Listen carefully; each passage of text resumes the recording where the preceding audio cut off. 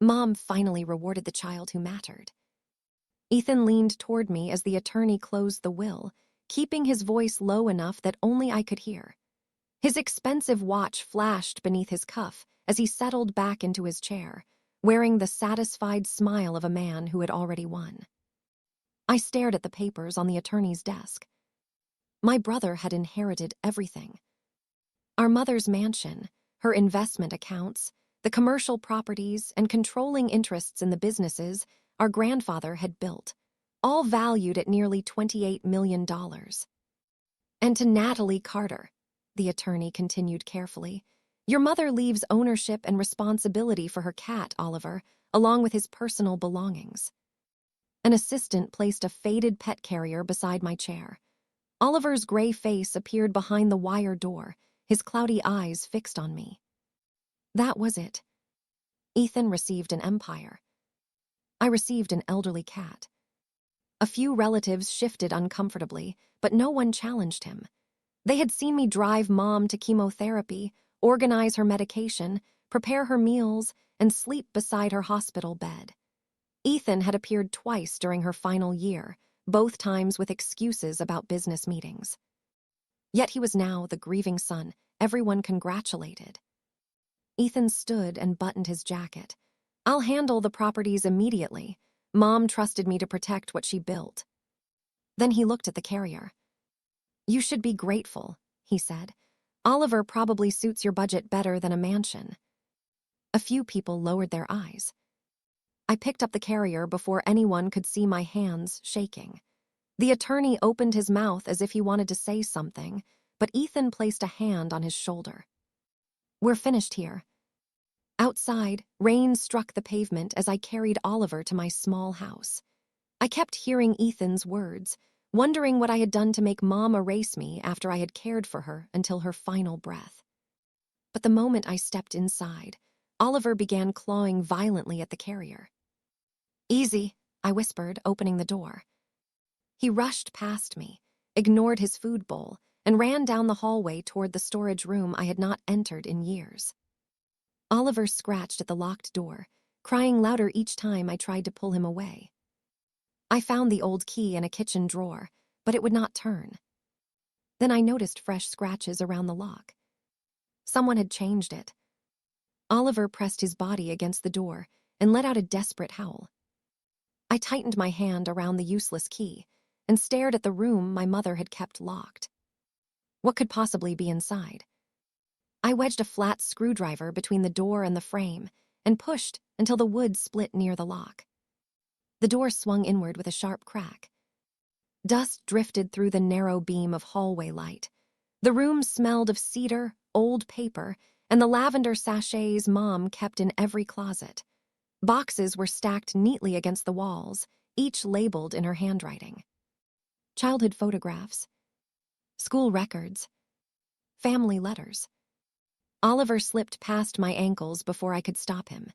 He moved slowly now, but with purpose, crossing the room toward an old cedar chest beneath the window. What are you looking for? I whispered. He jumped onto the lid and scratched at it. Inside, I found photographs I had never seen. Mom holding me after my first day of school. Mom sitting beside me at my college graduation. Mom asleep in a hospital chair while I rested my head against her shoulder. Beneath them were journals. I opened one near the end. Natalie stayed again tonight. Ethan called for 3 minutes and asked whether I had reviewed the property documents. My throat tightened. Another entry read. She thinks I do not notice what she gives up for me. I notice everything. That did not sound like a woman who wanted to erase me from her life. Oliver pawed at the bottom of the chest. I lifted the remaining journals and found a cream-colored envelope taped beneath them. On the front, Mom had written, "Only if Oliver brings you here." My fingers shook as I opened it. A small brass key slid into my palm, followed by a single folded page. Before I could read it, I noticed a black metal case hidden under the chest. I pulled it out and tried the brass key, but it did not fit. The case required a 4-digit combination. I unfolded Mom's letter. Natalie, If you are reading this, do not confront your brother. Not yet. Everything depends on what you do next. I looked toward the doorway, half expecting Ethan to be standing there. At the bottom of the letter, one final sentence had been underlined twice. If you're reading this, Ethan has already done exactly what I feared. 3 days later, Ethan was already behaving as though our mother's legacy belonged to him alone. Luxury cars lined the driveway of the family mansion as real estate agents, financial advisors, and potential buyers walked through rooms that still smelled like Mom's perfume. Her favorite roses were blooming outside, yet Ethan spoke only about market value and closing dates. "List the lake house first," he told an agent. "It's the easiest sale." I stood near the back of the room, clutching Mom's letter inside my purse. Every word echoed in my mind. Do not confront your brother. So I stayed quiet. One of my aunts smiled at Ethan. Your mother would be proud of how responsibly you're handling everything. He accepted the compliment without hesitation. No one mentioned that I had been the one paying Mom's household bills during her illness or sleeping beside her hospital bed almost every night. When the meeting shifted to the investment portfolio, Ethan finally noticed me. I wasn't aware this was open to spectators, he said loudly enough for everyone to hear. Several relatives turned toward me. I came because I have questions, I answered calmly. He laughed. Questions? Natalie, you spent years playing nurse. That doesn't make you qualified to understand a $28 million estate. A few uncomfortable chuckles rippled through the room. I wasn't asking about money, I replied. I found documents that suggest Mom may have intended something very different. The room fell silent. For the first time since the reading of the will, Ethan's smile disappeared. What documents? He asked sharply. I haven't finished reviewing them. His eyes narrowed. I hope you're not planning to invent stories because you're disappointed. I don't need to invent anything. The attorney sitting beside him looked down at his notes instead of meeting my eyes. The tension broke only when the meeting adjourned. As relatives drifted outside, an elderly man touched my elbow. Natalie. I turned and recognized Mr. Harold Green, the family's accountant. He had worked with my mother for over 30 years. Walk with me, he said quietly. We crossed into the garden, where no one else could hear us. Your mother expected today, he admitted. What do you mean? Months before she passed away, she instructed me never to destroy certain financial records. She said someone honest would eventually ask the right questions. He reached into his briefcase and handed me a sealed archive inventory. This lists everything placed into protected storage. I stared at the envelope. Can I open it? He slowly shook his head. Only a court can authorize access. Those were her instructions. Before leaving, he looked directly at me. Your mother planned far more carefully than most people realize. That night, I locked the storage room and placed the envelope inside the metal case before going to bed. Around 2 o'clock in the morning, a loud crash jolted me awake. I rushed into the garage. The side door hung open. Boxes had been knocked onto the floor. Drawers were pulled out, but nothing valuable was missing. Then I noticed one thing that had disappeared. Oliver's empty pet carrier was gone. The responding officer shined his flashlight across the garage before scribbling a few notes onto his report. It looks like a simple break-in, he said. Teenagers maybe, they probably got spooked. They searched through everything, I replied. They didn't take your television, your tools, or your laptop. They took the cat carrier. He gave me a puzzled look. That's unusual, but it's not exactly valuable. No, I thought. Unless someone believed Oliver had led me to something worth stealing. After the police left, I checked the hallway. The storage room door was exactly as I had left it. Nothing inside had been disturbed. Whoever entered my garage either hadn't found what they were looking for or hadn't known where to search. Oliver rubbed against my leg before walking back into the storage room. His eyes settled on one of Mom's journals lying open on the cedar chest. I picked it up. This time, I noticed something I had overlooked before. Several dates had tiny circles drawn around them. 4 dates. 3, 1, 9. I stared at the numbers. 4, 3, 1, 9. I hurried to the black metal case. The lock clicked. It opened. Inside, every document had been arranged with impossible precision. The first folder contained Mom's original signed estate plan, bearing notarized signatures, dated nearly a year before her death. The second held correspondence between her and an estate attorney I had never met. The third contained certified forensic handwriting reports, comparing the authentic will with a forged replacement. Beneath those lay a flash drive, several notarized witness statements, and a thick envelope marked for immediate court filing. Finally, resting on top of everything else, was a letter addressed to me. Natalie, if Ethan is living as though he inherited everything, then he has already crossed the line I believed he would. I did not change my estate before my death. If anyone presents a different will after I am gone, it was not signed by me. My attorneys already know what to do. Follow every instruction exactly. Do not negotiate. Do not warn him. My hands trembled. The evidence was overwhelming. Ethan hadn't manipulated Mom while she was alive. He had waited until after she died. He had knowingly submitted a forged will during probate. Everything Mom suspected had actually happened.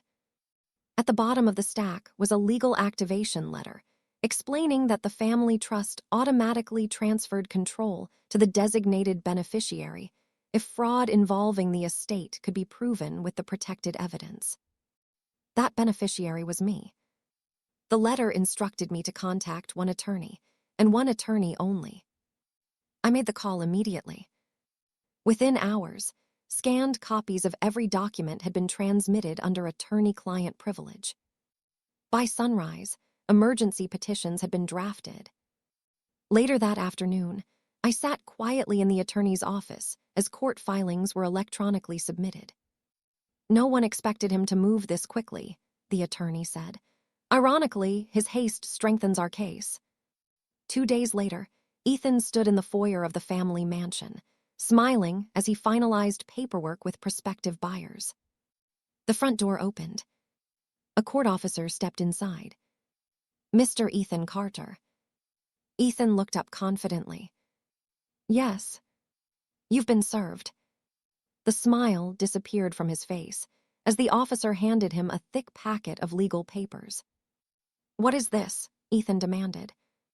Before anyone answered, another officer entered behind the first. The court has ordered an immediate halt to all estate transfers pending investigation. Hours later, in the emergency probate hearing, Ethan tried to argue that everything had already been settled. The judge raised a hand, glanced down at the newly submitted evidence, then looked directly at him. Mr. Carter. The courtroom fell completely silent. We're going to need you to remain in the courtroom. The emergency probate hearing lasted for weeks. Every document recovered from the storage room was examined. Every signature was compared. Every recording, journal entry, and forensic report was reviewed under oath. Ethan insisted, until the very end, that the replacement will was genuine. It was Mom's final decision, he repeated. Natalie is trying to rewrite history because she's unhappy with what she received. Then the judge nodded toward the attorney representing my mother's estate. You may proceed. A large television screen descended from the courtroom wall. This recording, the attorney said, was made by Margaret Carter 6 months before her passing and stored under sealed legal instructions. He pressed play. My mother's face appeared on the screen. She looked thinner than I remembered, but her smile was unmistakably hers. If you're seeing this, she began softly, Then Oliver found Natalie exactly as I hoped he would. The courtroom became perfectly still. I know my children better than anyone. She paused to catch her breath. Natalie, if you're watching this, thank you. Tears blurred my vision. Thank you for every hospital visit, every meal, every sleepless night, every medication schedule you never complained about. You carried burdens that were never yours alone. I covered my mouth. Across the courtroom, Ethan stared at the screen without moving. Mom continued. I never intended to leave Natalie with nothing. She looked directly into the camera. I left Oliver to her because Oliver always ran to the storage room whenever Natalie came home. I knew she would follow him. Several jurors exchanged glances. If Ethan chose honesty after my death, none of this evidence would ever matter. But if greed guided him, she lowered her eyes for a moment, then he would reveal himself. The attorney paused the recording and presented the remaining evidence. The original signed estate plan. The forensic handwriting analysis proving the submitted will had been forged. The notarized witness statements. The correspondence documenting my mother's concerns months before her death. The legal instructions activating the protected trust if fraud was ever established. Expert witnesses confirmed every signature. The forensic examiner testified that the replacement will had not been written by my mother. The family accountant verified that my mother had warned him something like this might happen. One by one, every piece fit together. The truth was no longer a theory. It was documented fact. The judge's ruling came later that afternoon. The court finds overwhelming evidence that the probate process was corrupted through the submission of a forged testamentary document. He looked directly at Ethan. The previously admitted will is declared void. The room was silent, except for the scratching of the court reporter's keyboard. All property transfers completed under that document are hereby suspended and reversed where legally possible. The mansion sale was canceled. The lake house never changed ownership. Investment accounts were frozen. Business shares reverted to the protected trust. The probate estate was reopened under my mother's authentic estate plan. Within days, investigators began examining the forgery itself. Civil lawsuits followed. Criminal fraud, forgery, and perjury investigations soon replaced the congratulatory phone calls Ethan had enjoyed only weeks earlier. Relatives who had congratulated him and quietly judged me suddenly avoided his calls. Several visited my home instead. I should have known, my aunt admitted with tears in her eyes. Your mother adored you. I simply nodded. There was nothing left to prove. The attorney who had remained silent during the original reading met me privately afterward. I'm sorry, he said. Your mother's legal instructions were explicit. Until the protected evidence surfaced, I could not reveal its existence. I understand. He smiled gently. She trusted you completely. Months later, I officially became trustee of the family trust, owner of the investment companies, and steward of the charitable foundation my grandparents had started decades earlier. For the first time in my life, I made decisions without wondering whether Ethan approved. I restored my mother's home instead of selling it. One wing became a caregiver resource center that offered financial assistance and temporary relief for families caring for seriously ill loved ones. Another portion of the foundation expanded grants for local animal rescues. It felt appropriate. After all, an old gray cat had carried my mother's final act of love across the finish line. Oliver spent his days sleeping beside the same living room window where Mom used to read every afternoon. Sometimes he wandered into the storage room, now cleaned and carefully organized. The hidden evidence was gone. In its place were framed family photographs, handwritten recipes, childhood drawings, and the journals that reminded me who my mother truly was. I no longer measured my worth by inheritance, approval, or comparison. I finally understood that my mother had never questioned my value. She had simply waited for the truth to protect itself. One quiet evening, Oliver curled into my lap as the sun disappeared beyond the backyard garden. I closed the storage room door for the last time, not to hide another secret, but because my mother's final gift had already changed everything exactly as she intended.